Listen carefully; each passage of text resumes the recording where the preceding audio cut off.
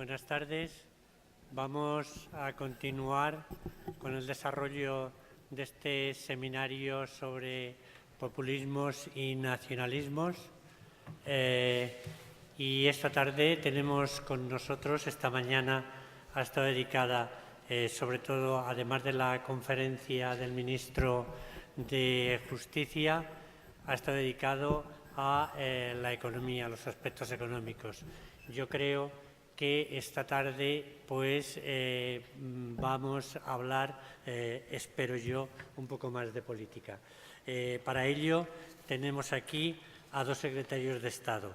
Al secretario de Estado de Servicios Sociales e Igualdad, Mario Garcés San Agustín, que le tengo aquí a mi derecha.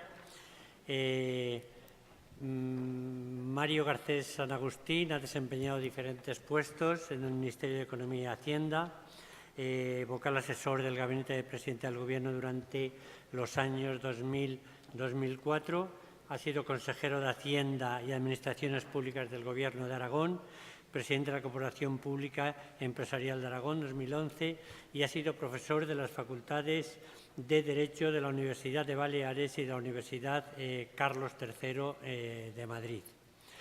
A mi izquierda tengo el secretario de Estado para la Sociedad de la Información y la Agencia Digital. Esto me cuesta mucho trabajo porque yo a José María Lasalle le conocí de secretario de Estado de Cultura y demás, y entonces es un poco difícil, me es un poco difícil acostumbrarme, entre otras cosas porque fue compañero mío en el Departamento de Historia de Instituciones de la Universidad Rey Juan Carlos.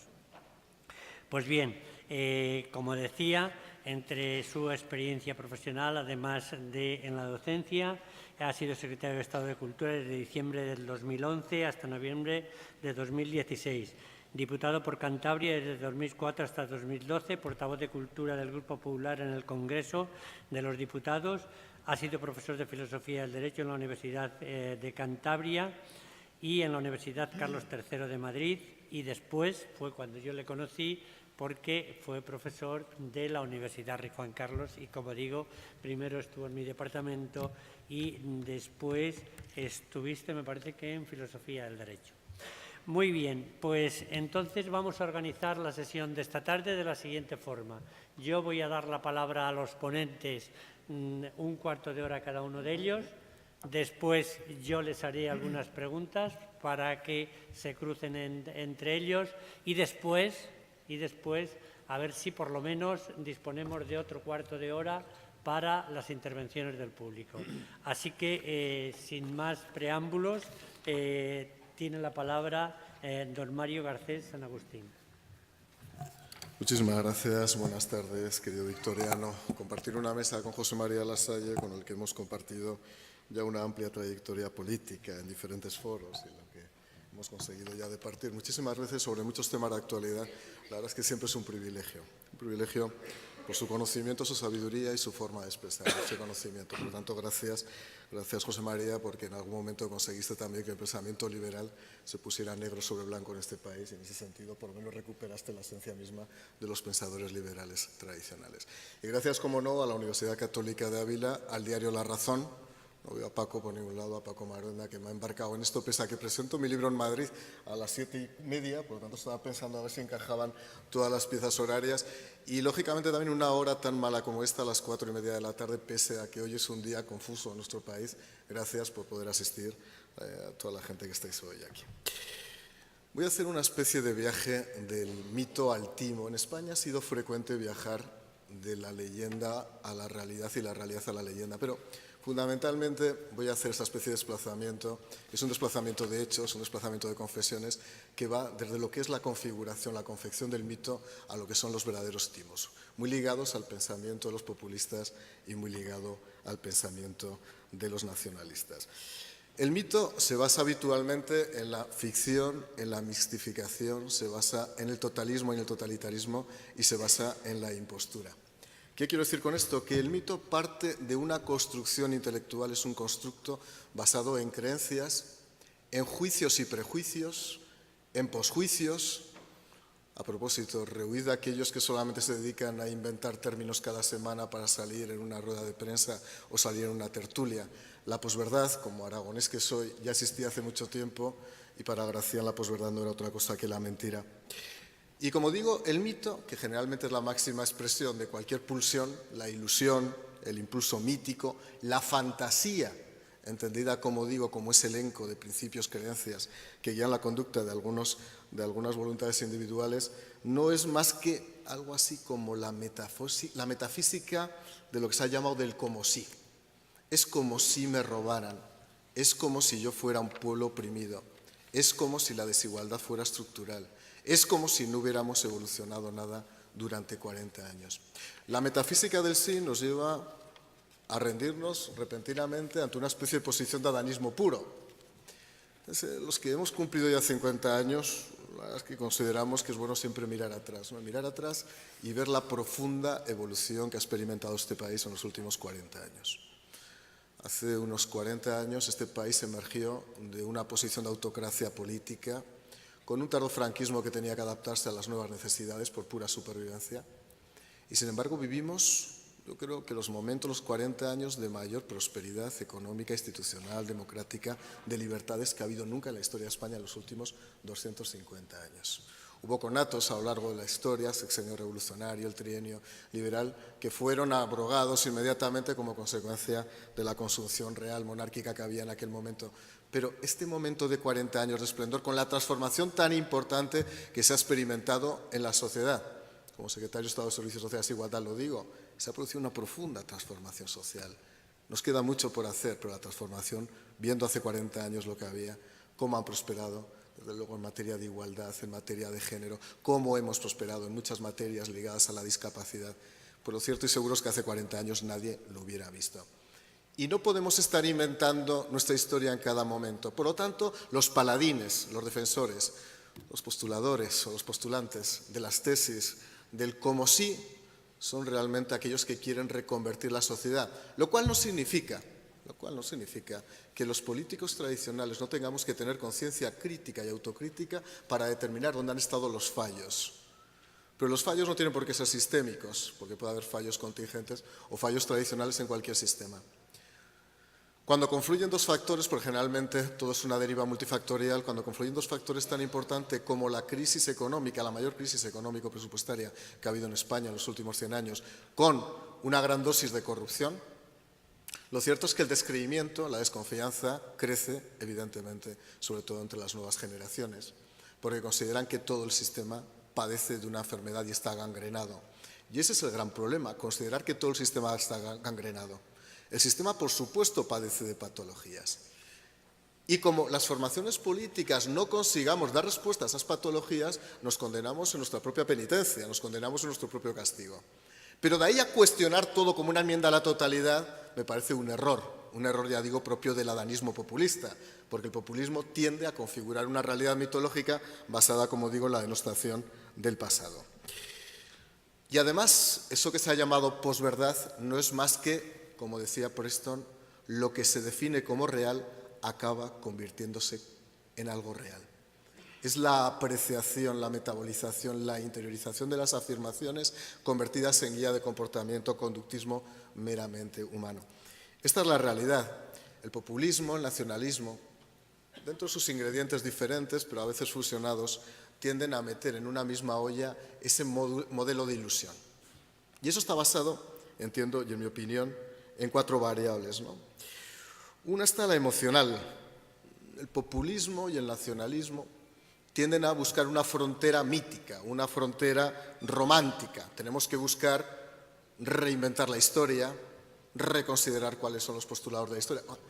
Algo que es muy importante, nunca reinventen la historia. La historia no tiene reinvención posible, la historia fue.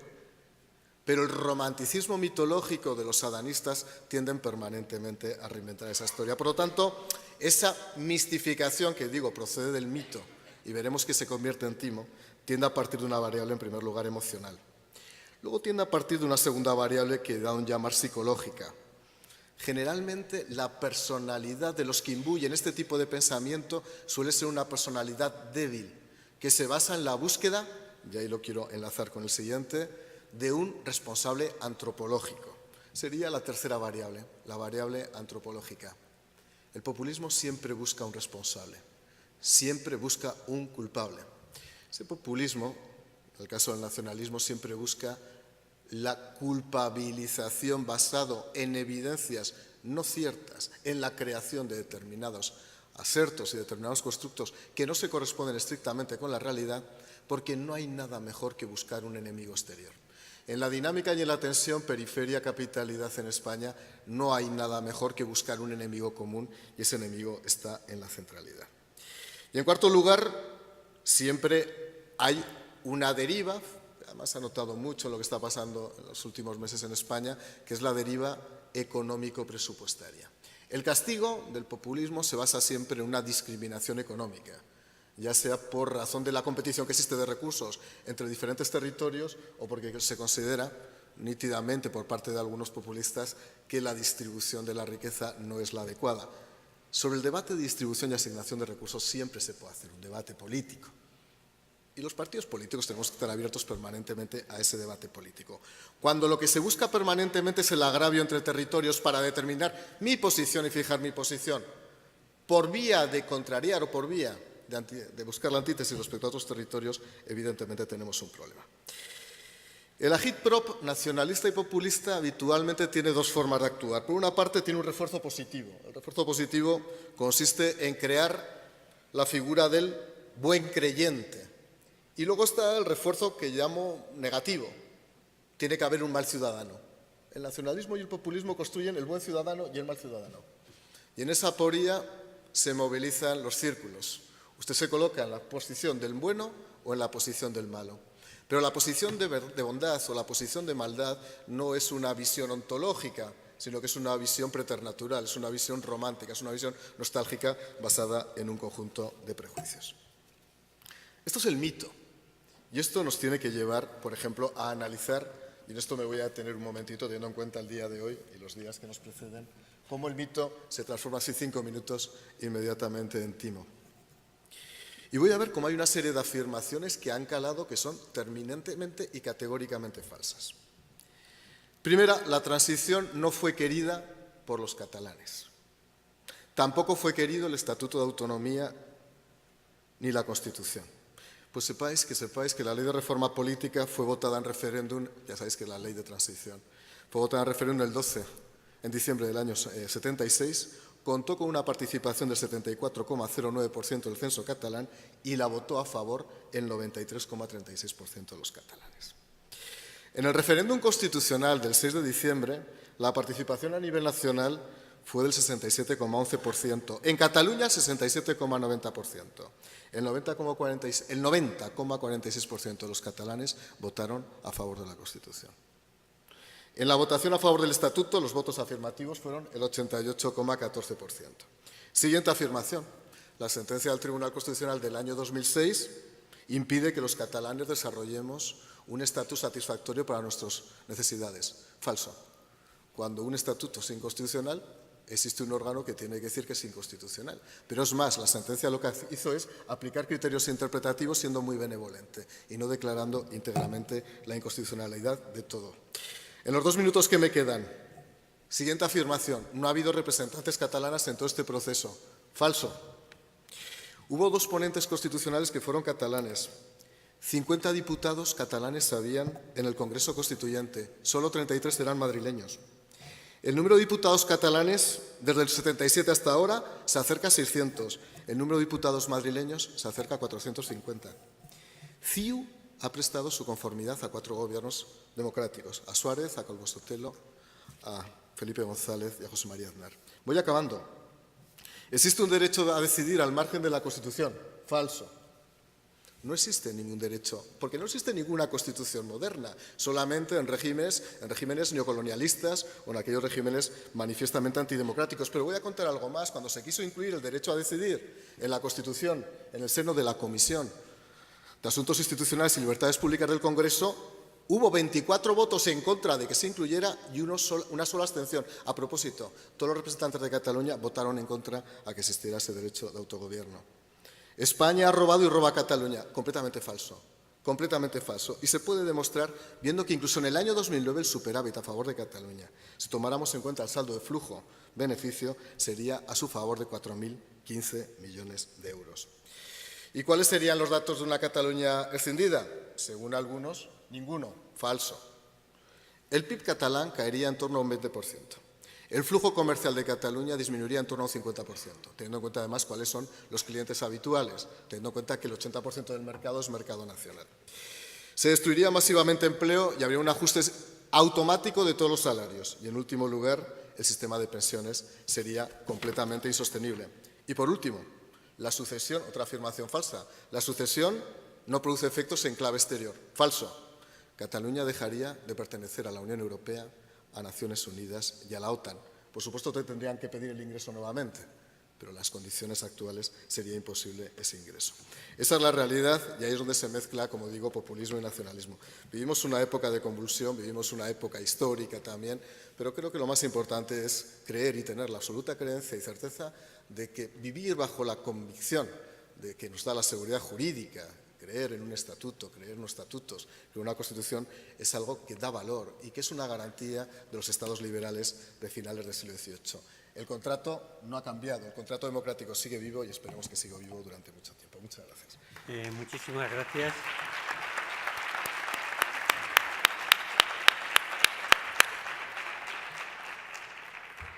Muchísimas gracias, Mario, por dos razones. Por tu excelente exposición y por haberte ajustado tan estrictamente al tiempo. Así que, José María, te lo ha puesto difícil. Tienes la palabra. Pues sí, siempre que... Muchísimas gracias, Victoriano, y voy a tratar de ajustarme yo también al tiempo, pero previamente querría dar las gracias al diario La Razón, a la Universidad Católica de Ávila, por la oportunidad de estar hoy aquí con todos vosotros, reflexionando en esta mesa junto a Mario Garcés, amigo y persona de enjundia intelectual, como acaba de ponerse de manifiesto en estos minutos de exposición tan brillante y tan sólida, pues es un verdadero placer. Bueno, yo querría señalar que el nacionalismo y el populismo comparten una misma longitud de onda. Son dos experiencias políticas que comparten la sentimentalización de cómo se interpreta la vida pública y de cómo debe gobernarse la convivencia. Populismo y nacionalismo son soportes de emocionalidad que desprecian y recelan de todo lo que representa la racionalidad. El nacionalismo nació como una reacción frente a la Revolución Francesa y a la expansión de la modernidad política que acompañó a esta, y que supuso el establecimiento de una institucionalidad legal basada en la razón ilustrada y en un sujeto soberano que tenía un soporte igualitario que rompía los esquemas del antiguo régimen. Y eso exacerbó los ánimos del romanticismo y particularmente del romanticismo alemán, como bien analizó Isaiah Berlin. Y ese romanticismo alemán supuso la invocación frente a la razón burguesa, liberal, revolucionaria francesa, del sentimiento, de la pasión, de la lengua, de todo aquello que poéticamente interpretaba a un pueblo. Frente a la construcción de una nación jurídica, republicana en el sentido clásico del término, que atribuía al pueblo la condición de sujeto político generador de las leyes, se contrapuso una nación cuya identidad no estaba en el ser jurídico, sino en el ser emocional. Una identidad que era esencialmente eso, el ser emocional que de alguna manera permitía la experiencia de la vida colectiva a una sociedad, en este caso al pueblo alemán.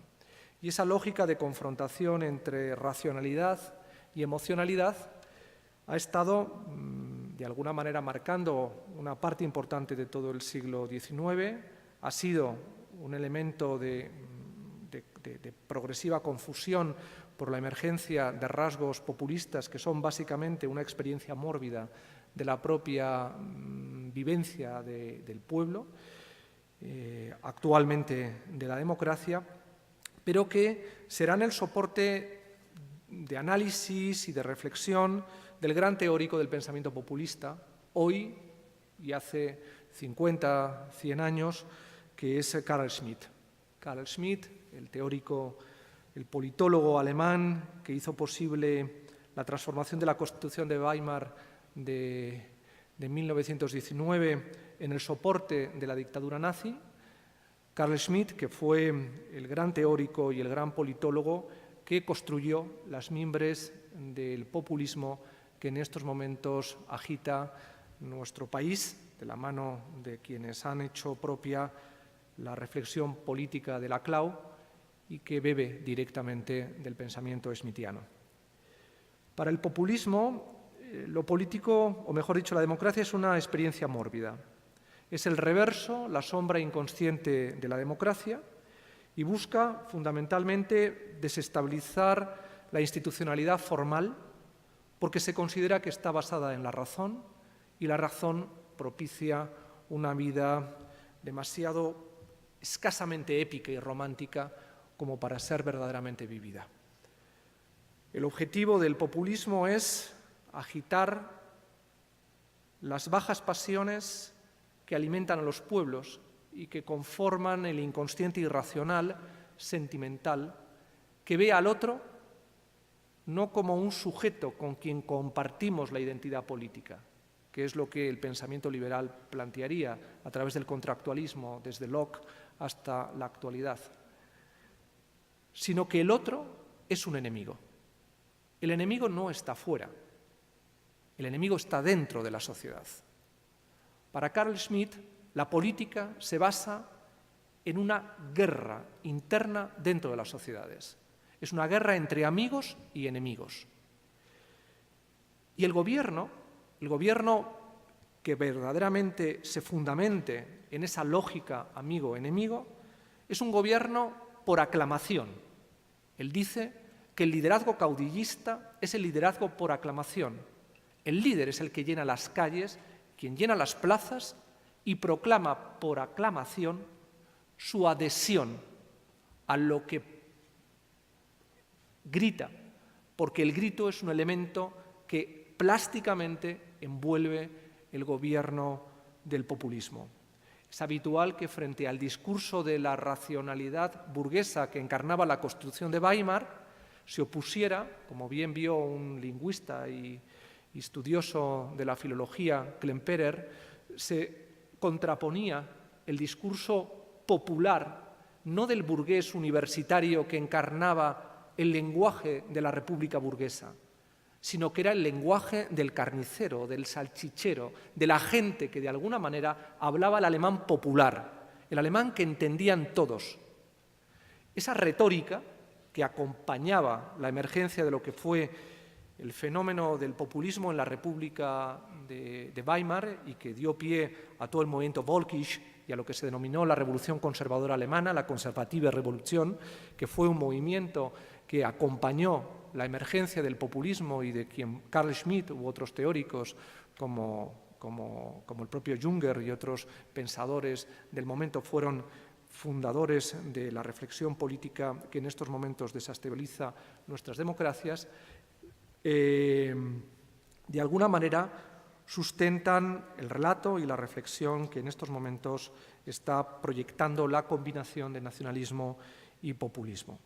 La lógica del populismo es construir un gobierno de mayoría, pero de mayoría permanente, que además es una mayoría que no se autolimita. Para el liberalismo, la democracia es el gobierno de la mayoría, pero de una mayoría que se rige dentro de unos límites y que vela por el interés general y la identificación del bienestar público. Sin embargo, para el populismo se trata de articular un gobierno de una mayoría, pero de una mayoría contra algunos y sin límites, y que se basa fundamentalmente en un discurso y en un lenguaje que no trata de enfriar las pasiones o reducir las tensiones que acompañan a la complejidad de una convivencia democrática entre gente que piensa de manera distinta, sino de agitarlas, porque agitando se desatan los malestares colectivos que de una manera u otra reprime la normalización que la legalidad democrática impone a través del discurso de la razón elevada a discurso público. De lo que se trata es de agitar permanentemente la olla de la política, de excitarla. Es un fenómeno que nos viene acompañando no desde ahora, sino que es un fenómeno que acompaña probablemente la construcción de la democracia desde el año 2001, desde la crisis de seguridad que vino produciéndose con el 11 de septiembre hasta hoy, y que ha convertido pues, a muchos medios de comunicación en la antesala de una visceralidad cotidiana que está exacerbando permanentemente las pasiones. No se trata de pensar, sino de utilizar el lenguaje como una arma arrojadiza permanente. No se trata de construir consensos, sino de destruirlos. No se trata de entender al otro en su complejidad, sino en proscribirlo, en practicar muchas veces la muerte civil. Eso es algo que viene acompañando la forma de escribir de muchos periodistas, la forma de proyectar los relatos editoriales de muchos medios de comunicación o que viene acompañando, como digo, la forma a través de la cual se proyecta la conversación, entre comillas, de tertulias, que están reproduciendo mecanismos populistas, aunque muchos de los protagonistas no saben lo que era el populismo hasta que lo han visto plásticamente identificado en nuestro país a través de otros portavoces. El populismo, como digo, es una desconfianza de la razón y una apelación a la sentimentalidad. El populismo es un sumatorio de malestares que trata de agrupar una mayoría, siempre agitada por la sospecha y por una teoría conspirativa, donde siempre existen extrañas maniobras que tratan de subvertir de alguna manera la estabilidad al servicio de intereses de casta o de grupo. Y se trata de exacerbar las pasiones convirtiendo el voto en una venganza. De lo que se trata es de que el voto sea la venganza a través de la que se desestabiliza el orden político tal y como se entiende y se instituye el modelo de gobierno populista. Lo que estamos viviendo en estos momentos en Cataluña es probablemente, y yo que me empeñé en un determinado momento en analizar y estudiar de manera profunda los planteamientos que en sus tesis doctorales tanto Pablo Iglesias como Íñigo Rejón y otros teóricos del populismo en nuestro país escribieron ya hace unos años, estamos asomándonos a un momento populista que va a convertir y está convirtiendo a Barcelona y a Cataluña en un laboratorio de revolución populista, que puede extenderse al conjunto de España o que, como en 1848, la revolución estalló en París pero se extendió en toda Europa, porque toda Europa, España también, por supuesto, está expuesta a la experiencia del populismo. Hay muchos malestares, mucho rencor, mucha incapacidad de comprender que el otro no es un enemigo, sino alguien con quien tenemos que desarrollar una solidaridad afectuosa que haga posible el interés general. Y ese mundo, torsionado, roto, de desencanto, es un mundo propicio para una convergencia peligrosa entre el nacionalismo y el populismo. Hoy, Torreblanca, en el diario El País, decía 2 repúblicas por una, y es perfectamente posible ese escenario tal y como en estos momentos se está planteando. No pensemos que lo que está sucediendo en Barcelona es algo que tenga que ver estrictamente con lo que suceda allí. Hay que pensar que estamos probablemente ante el laboratorio de una eclosión revolucionaria populista que trascienda las fronteras de Cataluña y que puede extenderse perfectamente al resto de España y al conjunto de Europa.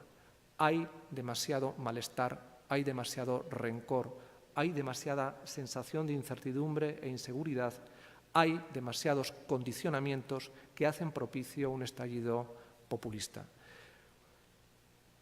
En fin, el panorama es el que es un panorama que exige que todos conservemos la sensatez, que sigamos pensando que la ilusión, el optimismo y la capacidad de superación de las dificultades está ahí y que, por supuesto, la institucionalidad racional y la defensa de la libertad basada en la racionalidad que no en el sentimiento es lo que puede conseguir que, como ya se ha vivido en otros momentos de la historia, y no solamente de la historia de nuestro país, sino de la historia de la libertad, tal y como la entendemos, por lo menos algunos que nos decimos liberales, seguirá siendo realmente el hilo conductor de nuestra convivencia. Muchas gracias. Muchísimas gracias.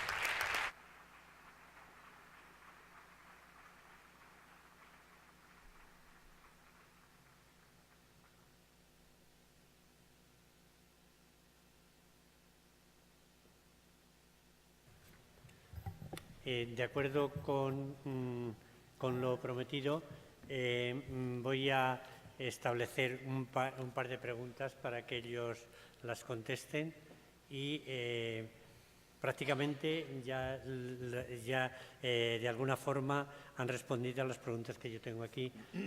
Además, ha estado muy interesante porque hemos pasado del ejemplo práctico de lo que estaba pasando en Cataluña a explicar pues, las raíces teóricas de dónde procede eso, que es lo que nos acaba de contar José María Lasalle.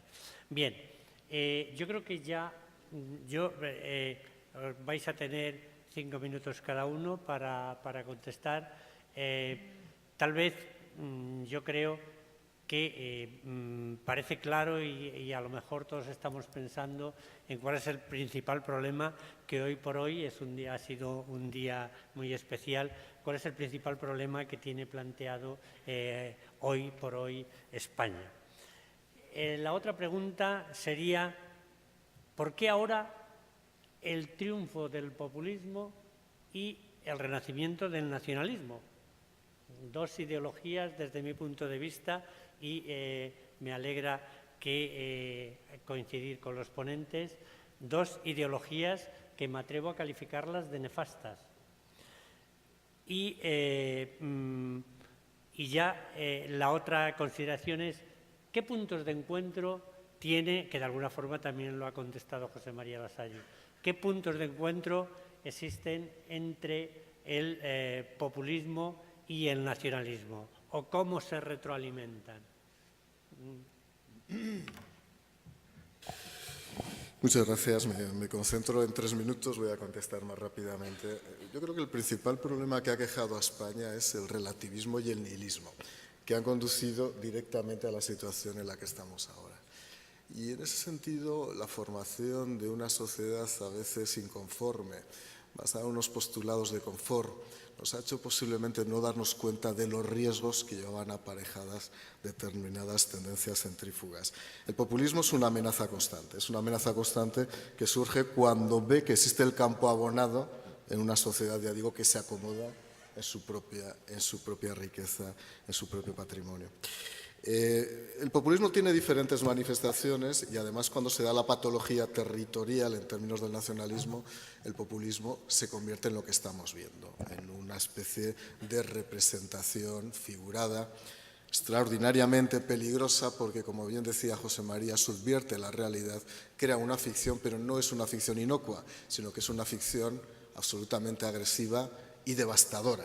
Las ficciones pueden ser meras ficciones, trabajar en el campo de la ciencia ficción, trabajar en el campo de las entelequias, pero cuando la ficción se convierte en una forma de reacción social, sociopolítica, que socava a las instituciones mismas, tenemos un problema. Por lo tanto, el populismo, en esa expresión que hablaba antes de adanismo, de mesianismo, de una posición de reinvención permanente de la realidad, adoptando el pasado para hacer un juicio crítico del presente y de esa manera formular el postulado del futuro, yo creo que es uno de los principales problemas, si no el principal problema que tiene España, pero también lo decía acertadamente José María, no solamente España. Cataluña, Barcelona, Sabadell, otras ciudades, como estaba viendo hoy, se pueden estar convirtiendo ahora mismo en laboratorios, efectivamente, o en centros de prueba que pueden estallar en cualquier momento. El populismo, ese relativismo, ese nihilismo radical es una sombra que se va extendiendo. Hay un filósofo muy poco conocido, se conoce más por su filosofía, por su literatura erótica, que Sade, que tenía sus propias obras. Yo creo que la filosofía del tocador representa exactamente lo que está pasando ahora mismo en este país y lo que está pasando en parte de Europa.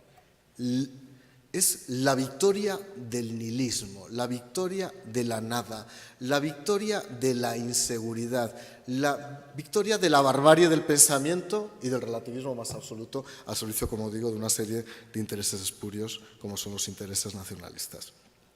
¿Por qué triunfa el populismo y el nacionalismo?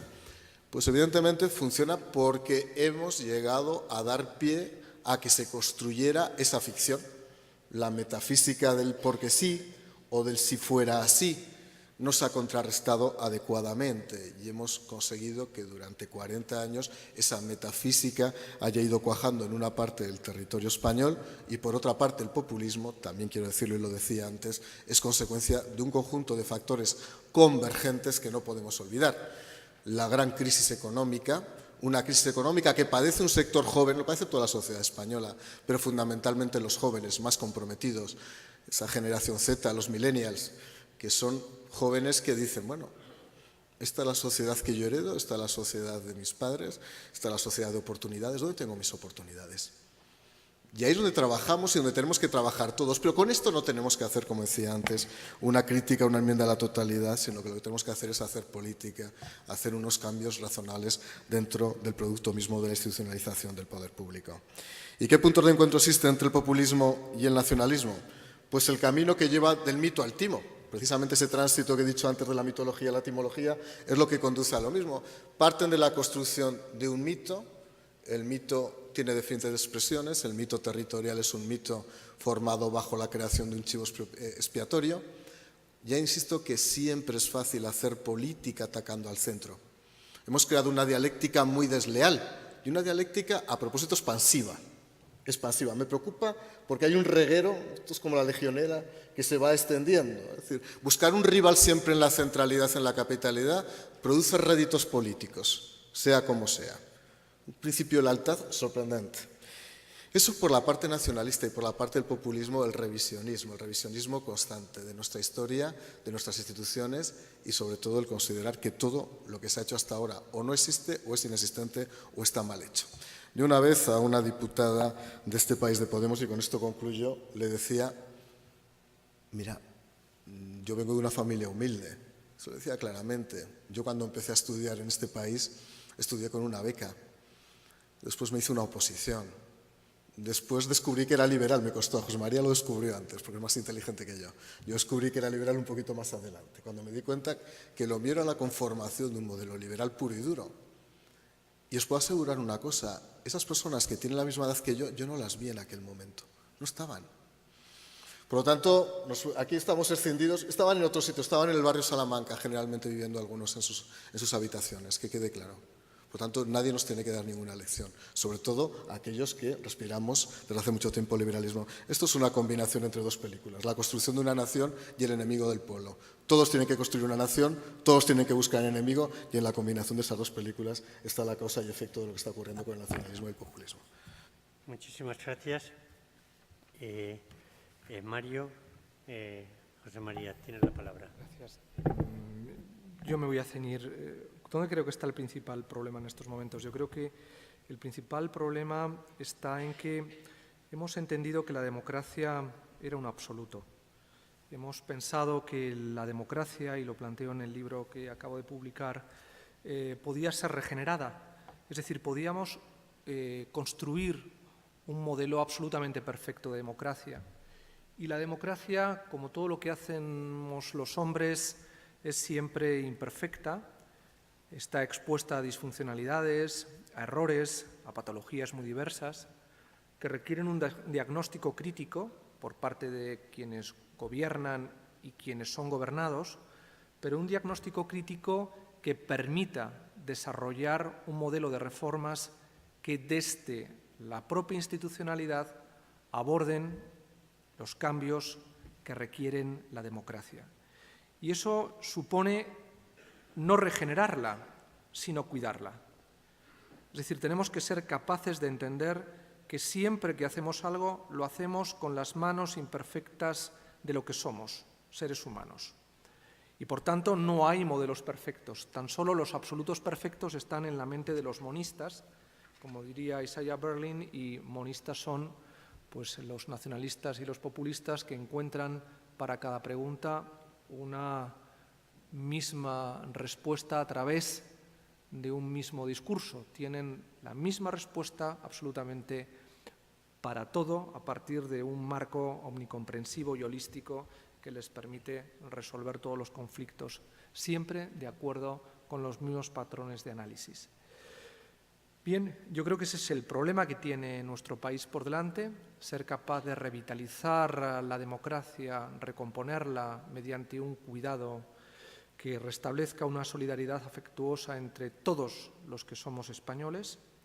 Y creo que debemos afrontar también algo que en algún momento debemos revisitar intelectualmente, porque creo que no se ha hecho de manera lo suficientemente precisa. Y es pensar que nuestra identidad nacional no es, como la alemana, una identidad basada en el ser. Creo que España es una nación excepcional que ha sido capaz de acumular siglos a su espalda y de alcanzar una completitud fuera de sus fronteras cuando se proyectó en América, porque fuimos capaces de construir una idea de nación no sobre la idea del ser, sino sobre la idea del estar. El español distingue entre ser y estar. Y nuestra nación ha sido una nación convivencial, basada en el estar. Somos herederos de Roma y de lo que representa la mediterraneidad latina, imperial.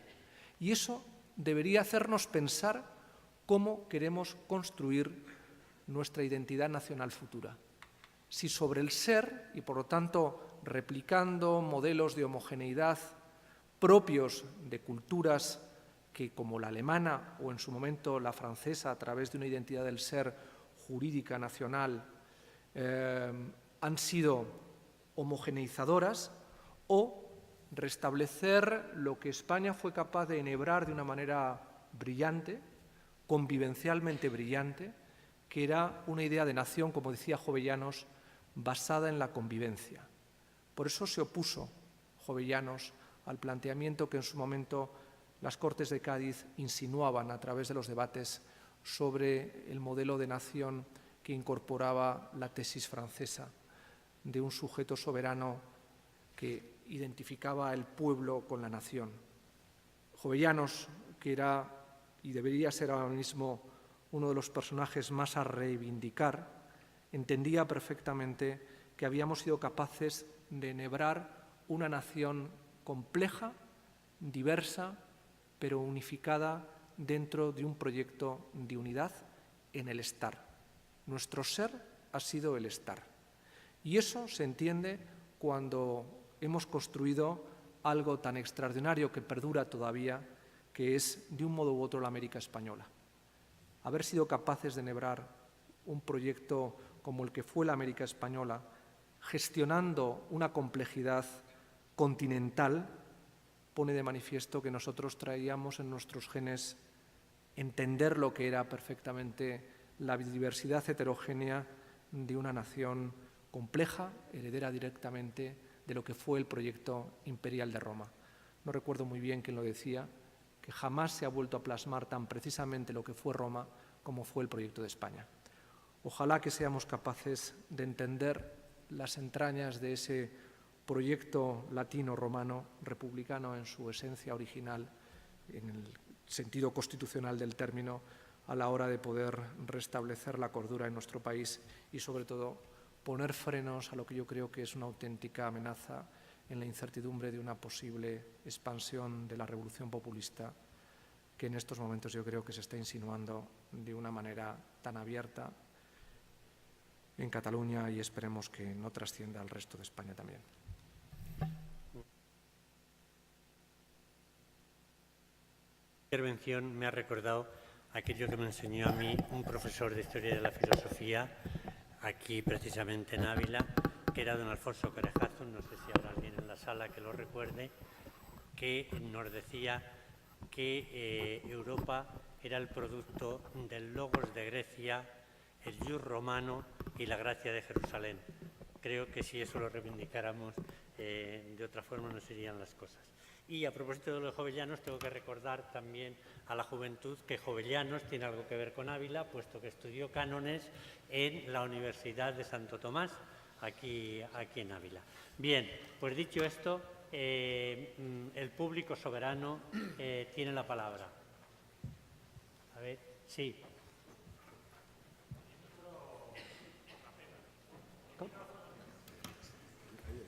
ahí va ahora el micrófono.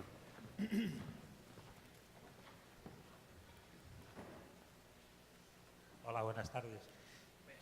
Muchas gracias, me ha parecido muy sintética y muy didáctica vuestras exposiciones. Nos habéis explicado perfectamente por qué triunfan los populismos en nuestra sociedad, pero yo quisiera saber por qué no triunfan las tesis liberales en nuestra sociedad, en España y en el resto de países de Europa y del mundo, vaya. Muy bien, muchas gracias.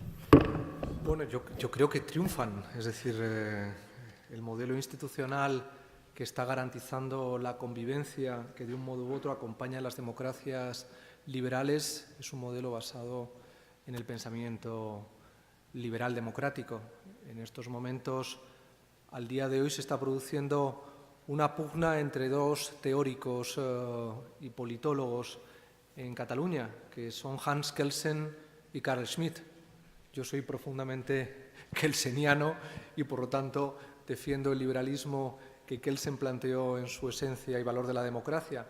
Y yo creo que lo que nos está permitiendo salvaguardar la convivencia en las democracias occidentales y superar las complejidades que acompañan su transformación desde las revoluciones atlánticas hasta hoy es precisamente porque el liberalismo es la estructura sobre la que se asienta la convivencia institucional.